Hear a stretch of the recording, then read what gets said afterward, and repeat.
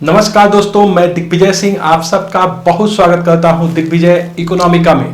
दोस्तों, भारत की आत्मनिर्भरता का मार्ग micro, small and medium enterprises से होके गुजरता है। मतलब सूक्ष्म, लघु और मध्यम उद्योगों से होके गुजरता है।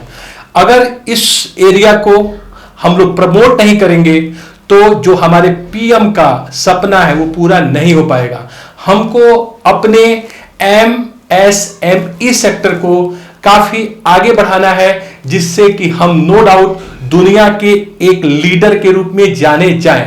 आज निर्मला सीतारमण हमारे वित्त मंत्री ने एमएसएमई के परिभाषा में, डिफिनीशन में चेंज लाए हैं। वो चेंज क्या है, इसके पहले परिभाषा क्या थी, आखिर में इनकी परिभाषा को बदलने के पीछे कारण क्या है, तथा एमएसएमई सेक्टर का हमारे इकोनॉमी में क्या रोल है, इसके ऊपर मैं आइए एक विश्लेषण प्रस्तुत करता हूं। दोस्तों, आज हमारे वित्त मंत्री ने जो micro, small and medium enterprises की परिभाषा है उसको इन्होंने बदला है। यद्यपि ये परिभाषाएं कई बार बदली जा चुकी हैं। शुरू में हम इसको स्मॉल सेक्टर इंडस्ट्रीज कहते थे, एसएसआई के नाम से जानते थे, लेकिन 2006 में जब micro, small and medium enterprises development act 2006 पारित हुआ, तब हम लोगों ने उद्योगों का वर्गीकरण माइक्रो, स्मॉल एंड मीडियम मतलब सूक्ष्म, लघु और मध्यम में करना शुरू किया। इसके अतिरिक्त जो बड़े उद्योग थे वो तो लार्ज थे, बट एसएसआई सेक्टर को, स्मॉल सेक्टर इंडस्ट्रीज को अब हम लघु और कुटीर उद्योग न कह के माइक्रो, स्मॉल और मीडियम इंटरप्राइजेज कहना शुरू किया। इसका परिभाषा जब 2006 के एक्ट 8 में दिया गया था, तो दोस्तों इसके परिभाषा का आधार बनाया गया था मशीनरी एवं इक्विपमेंट में इन्वेस्टमेंट की सीमा के आधार पर, और साथ ही साथ जो इंटरप्राइजेस थे उसको दो भागों में बांटा गया था। एक को मैन्युफैक्चरिंग कहा गया, दूसरे को सर्विस कहा गया। इसका मतलब जो स्मॉल सेक्टर में, जो कॉटेज सेक्टर में जो पहले इंडस्ट्रीज हुआ करती थी, उनको हम लोगों ने माइक्रो, स्मॉल और मीडियम में तो बांटा ही बांटा, साथ ही उसको दो अलग अलग क्लासिफिकेशन कर दिया। उस कैटेगरी में एक को हमने मैन्युफैक्चरिंग में रखा, मैन्युफैक्चरिंग में, और दूसरे को सर्विसेज इंटरप्राइजेस के रूप में देखा। आपको मैं बता दूं, मैन्युफैक्चरिंग का मतलब यह होता है कि जब प्रकृति से प्राप्त संसाधनों का हम रूप परिवर्तित करें तथा उसका यूज डिसेंट्रलाइज्ड वे में करें, तो इसको हम मैन्युफैक्चरिंग कहते हैं। लाइक एग्जांपल, आप जो साबुन यूज करते हैं उसके ऊपर लिखा है मैन्युफैक्चरिंग, मैन्युफैक्चर्ड। फिर आपका फैन है, एसी है, पेन है, ये मार्कर है, ये मेरा कैमरा है, मोबाइल है, सबको आप मैन्युफैक्चर्ड बोलते हैं। विनिर्मित है, वस्तुओं का रूप परिवर्तन होता है, साथ ही साथ इसका डिसेंट्रलाइज्ड यूज होता है। दूसरे इंटेंजिबल फॉर्म में सर्विसेज होती है। सर्विसेज में भी हम सर्विसेज का प्रोडक्शन करते हैं, मैन्युफैक्चरिंग में हम गुड्स का प्रोडक्शन करते हैं। तो यहां पे जो परिभाषा माना गया था वो हमारे प्लांट में, मशीनरी में कितना इन्वेस्टमेंट किया गया ये आधार रहा। जैसे कि मैंने बताया आपसे कि जो हमारा एमएसएमईडी एक्ट 2006 था, उसमें माना गया था कि अगर हमारा जो है इंटरप्राइज मैन्युफैक्चरिंग एरिया में है और उसमें अगर प्लांट और मशीनरी में 25 लाख रुपए से अधिक का इन्वेस्टमेंट नहीं हो, मतलब 25 लाख रुपए से कम का इन्वेस्टमेंट है, तो वो माना जाएगा माइक्रो इंटरप्राइजेज है मैन्युफैक्चरिंग एरिया का। स्मॉल तब माना जाएगा मैन्युफैक्चरिंग का जब उसमें प्लांट में, मशीनरी में इन्वेस्टमेंट 25 लाख रुपए से अधिक किंतु 5 करोड़ रुपए तक या उससे कम का हो। मतलब 25 लाख से अधिक हमारा प्लांट और मशीनरी हमने लगाया है और 5 करोड़ से कम उसमें इन्वेस्टमेंट किया है, तो उसको माना जाएगा स्मॉल। मीडियम को तब हम मानेंगे जब उसमें 5 करोड़ से अधिक का इन्वेस्टमेंट हो या फिर 10 करोड़ से कम या तक का इन्वेस्टमेंट है, तो हम उसे मध्यम मानेंगे। और ये चीजें तब लागू होंगी जब हमारा जो वो इंटरप्राइज है मैन्युफैक्चरिंग है। लेकिन सर्विस इंटरप्राइजेज के लिए ये जो प्लांट और मशीनरी में इन्वेस्टमेंट की लिमिट थी वो गवर्नमेंट ने कम रखी थी। जैसे मैं आपको बताऊं कि अगर 10 लाख रुपए तक का अगर इन्वेस्टमेंट है तो ये माइक्रो इंटरप्राइजेज माना जाएगा सर्विस सेक्टर का। लेकिन अगर 10 लाख रुपए से अधिक किंतु 2 करोड़ रुपए तक या उससे कम हो तो उसको स्मॉल इंटरप्राइजेज माना जाएगा सर्विस सेक्टर का। जबकि मीडियम इंटरप्राइजेज तब माना जाएगा जब वो 2 करोड़ से अधिक पर 5 करोड़ से कम या उसके बराबर इन्वेस्टमेंट करता है प्लांट और मशीनरी में। इसका मतलब जो हमारा एमएसएमईडी एक्ट 2006 है उसमें हम लोगों ने मैन्युफैक्चरिंग और सर्विस के लिए अलग क्राइटेरिया रखा, प्लांट और इन्वेस्टमेंट में, प्लांट और मशीनरी में इन्वेस्टमेंट की, साथ ही साथ सर्विस सेक्टर में जो हमारा परिभाषा था वो कम था इन्वेस्टमेंट की लिमिट, जबकि मैन्युफैक्चरिंग में ज्यादा थी। इसका मानना है, गवर्नमेंट का मानना यह था कि जो मैन्युफैक्चरिंग यूनिट है उसमें ज्यादा इन्वेस्टमेंट करने की आवश्यकता पड़ती है। इसके अतिरिक्त अगर इससे ज्यादा का इन्वेस्टमेंट हो प्लांट और मशीनरी में, मतलब मान लीजिए कि कोई 50 करोड़ करता है, 100 करोड़, तो अपने आप लार्ज इंडस्ट्री हो जाता है। आज के आपने सुना होगा कि जब हमारा 20 लाख करोड़ का पैकेज का आज पहला दिन अनाउंस किया वित्त मंत्री ने, तो उन्होंने आज हमारे जो एमएसएमई है उसके परिभाषा में परिवर्तन किया है। देखिए, इस परिवर्तन की मांग 2018 से हो रही थी, जब जीएसटी भारत में एप्लीकेबल बनाया जा रहा था। एक्चुअली जब जीएसटी लागू हुआ तो उसमें यह देखा गया कि बहुत से ऐसे उद्योग जो लार्ज इंडस्ट्री है वो भी अपने को चाहते हैं कि वो मीडियम इंटरप्राइजेस के रूप में अपने को प्रदर्शित करें। इसके पीछे रीजन ये होता है कि लार्ज इंडस्ट्री अगर मीडियम इंटरप्राइज के रूप में कैसे भी अपने को दिखा पाते हैं, तो कई तरह के अनुमन्य छूट जो गवर्नमेंट उनको देती है बेनिफिट के लिए, ताकि वो आगे बढ़ सके।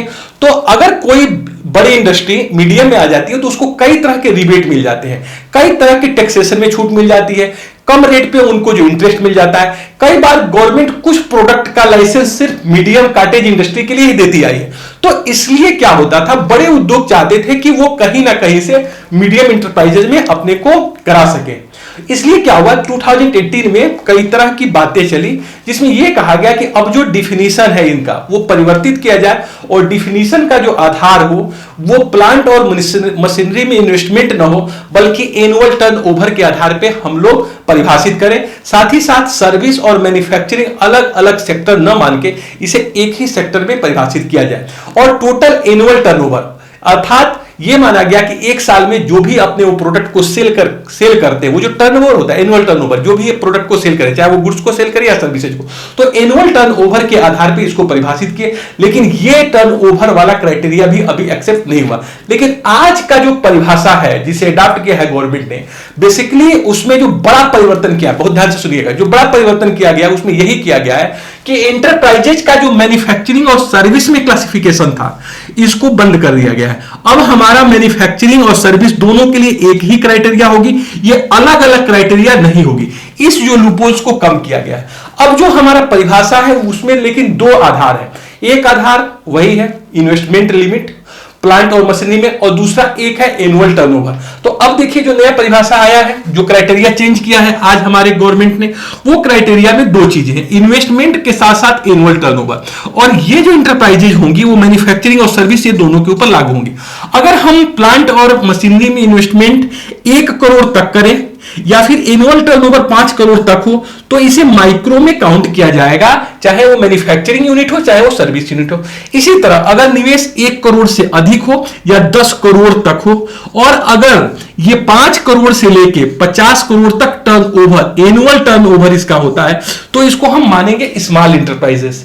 मीडियम इंटरप्राइजेज में जो प्लांट और मशीनरी में इन्वेस्टमेंट लिमिट है वो 10 करोड़ से 20 करोड़ तक हो सकती है, और जो एनुअल टर्नओवर है ये 50 करोड़ से लेके 100 करोड़ के बीच हो सकता है। आप साफ साफ देख सकते हैं कि गवर्नमेंट ने यहां पे जो प्लांट और मशीनरी में इन्वेस्टमेंट की लिमिट को काफी बढ़ा दिया है। बहुत ऐसे उद्योग जो पहले लार्ज इंडस्ट्री हो जाते थे, अगर कोई मान लीजिए 50 करोड़ का इन्वेस्टमेंट कर दिया या फिर जो है 15 करोड़ का इन्वेस्टमेंट कर दिया, तो आप उसको मान लेते थे लार्ज, लेकिन आज के डेट में वो मीडियम इंटरप्राइजेस के रूप में काउंट होगा, तथा वो तमाम तरह के परमिसिव बेनिफिट का लाभ उठाएगा, टैक्स रिबेट का लाभ उठाएगा, जो कि वो मीडियम इंटरप्राइज उठाते थे। देखिए कुल मिला जुला के गवर्नमेंट ने जो हमारा एमएसएमई सेक्टर है, जो कि भारत का रीढ़ की हड्डी है, सबसे इंपॉर्टेंट है आपकी इकोनॉमी में, उसको प्रमोट करने के लिए, इंक्लूसिव ग्रोथ को करने के लिए गवर्नमेंट ने इसके परिभाषा में चेंज तो लाया ही लाया है, तथा साथ ही साथ इसमें कई तरह के लिक्विडिटी मेजरमेंट तथा इसको प्रमोट करने के लिए डिबेट भी दिया है। उसके विषय में मैं अलग वीडियो में बात करूंगा। दोस्तों आइए मैं आपको बता दूं कि मैं क्यों कह रहा हूं कि जो भारत का माइक्रो स्मॉल मीडियम इंटरप्राइजेज है वो भारत की इकोनॉमी के लिए बहुत इंपॉर्टेंट है। सबसे पहली बात, अगर आप जीडीपी के रूप में देख लें कि कितने गुड्स एंड सर्विसेज का ये प्रोडक्शन करता है, तो जीडीपी में लगभग 8% गुड्स एंड सर्विसेज का प्रोडक्शन जो है सिर्फ मीडियम और माइक्रो मीडियम और स्मॉल इंटरप्राइजेज के द्वारा, एमएसएमई के द्वारा हो रहा है। आप जरा सोचिए, भारत की इकोनॉमी का लगभग 8%। भारत में रोजगार देने वाला कृषि के बाद कोई दूसरा अगर आप सेक्टर देखिएगा तो वो हमारा एमएसएमई सेक्टर ही है। ये लगभग 10 करोड़ लोगों को रोजगार दे रहा है। भारत के एक्सपोर्ट में लगभग 45% का कंट्रीब्यूशन हमारे जो है एमएसएमई का है। इंक्लूसिव ग्रोथ को सबसे ज्यादा अगर कोई आगे बढ़ाता है तो एमएसएमई सेक्टर ही बनाता है। साथ ही साथ ये एक ऐसा एरिया है जिसमें कैपिटल अबेंडेंट टेक्नोलॉजी नहीं यूज होती है। इसमें यूज होने वाली टेक्नोलॉजी है लेबर अबेंडेंट, ये ज्यादा लेबर को एब्सॉर्ब करता है। तो कुल मिला जुला के ये जो सेक्टर है ये बहुत ज्यादा इंपॉर्टेंट है, चाहे आप जीडीपी के रूप में देख लीजिए, चाहे इंप्लॉयमेंट के रूप में देख लीजिए, चाहे जो आप एक्सपोर्ट के रूप में देख लीजिए, चाहे आप इन्वेस्टमेंट के रूप में देख लीजिए। अगर भारत को आत्मनिर्भर बनाना है तो नो डाउट भारत का आत्मनिर्भर बनाने का मार्ग एमएसएमई सेक्टर से होकर गुजरता है। अभी आपने देखा कि जब कोरोना पेंडेमिक शुरू हुआ तो भारत ने चाइना से N95 मास्क मंगाए, पीपीई किट मंगाए, साथ ही साथ जो हमारा एंटीबॉडी डिटेक्शन किट है वो सब चाइना से आया, और सब दोयम दर्जे का ये जो प्रोडक्ट चाइना ने हमको एक्सपोर्ट किया।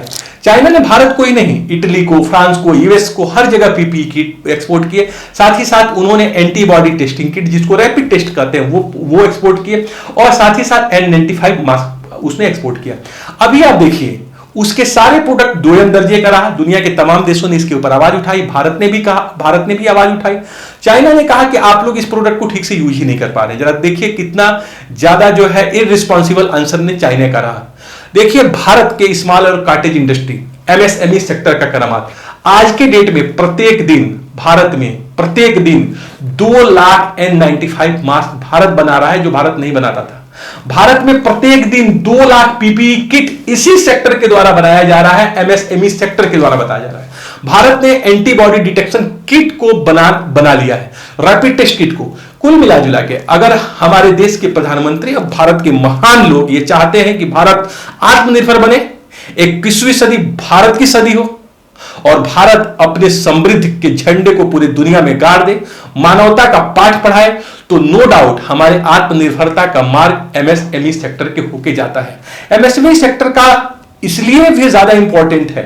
बड़े उद्योग क्यों चाहते हैं कि अपने को एमएसएमई में दिखाएं? इसका रीजन है कि जब बड़े उद्योग जाते हैं बैंक से लोन लेने तो उनको 10% पे मिलता है, जबकि स्मॉल कॉटेज इंडस्ट्री या फिर माइक्रो स्मॉल इंटरप्राइजेस की हम बात कर ले तो इनको 8% पे मिलेगा। तो टैक्स एक तो हमको कम ब्याज पे हमको हमारा इन्वेस्टमेंट रिसोर्स मिलता है, साथ ही साथ हमारे ऊपर टैक्स कम लगते हैं, हमारे ऊपर टैक्स भी। कई बार आप देखेंगे आबिद हुसैन कमेटी आने के पहले बहुत से ऐसे प्रोडक्ट थे जो सिर्फ जो है एमएसएमई के लिए ही आरक्षित थे, उसको बड़े उद्योग कर ही नहीं पाते थे। तो बहुत से ऐसे लाइसेंस थे जो सिर्फ इनके लिए, यद्यपि अब ऐसा नहीं है। अब 99% आप देखिएगा कि ऐसा कोई प्रोडक्ट आपको नहीं मिलेगा जो सिर्फ स्मॉल एंड कॉटेज या फिर एमएसएमई, जो एमएसएमई सेक्टर जो डेवलप कर रहा है वो अब लार्ज भी डेवलप कर रहा है। लेकिन पहले ये था कि बहुत से ऐसे प्रोडक्ट है जो इनके लिए आरक्षित थे। तो अब देखिए अपने आप जो है एक बड़ा उद्योग को ये बेनिफिट मिलेगा कि आप मीडियम में बदले, तमाम गुड्स एंड सर्विसेज का प्रोडक्शन करें, क्वालिटी वाले गुड्स एंड सर्विसेज का प्रोडक्शन करें, जिससे भारत अपने प्रतिभा को पूरी दुनिया में दिखा सके, निखार सके। तो दोस्तों ये है हमारा एनालिसिस एमएसएमई सेक्टर के ऊपर। इसके ऊपर आपका क्या राय है मुझे जरूर जो है मैसेज करिए और बताइए कि आप इसके बारे में क्या सोचते हैं। तो thank you so much for watching Digvijay Economica. God bless you dear friend.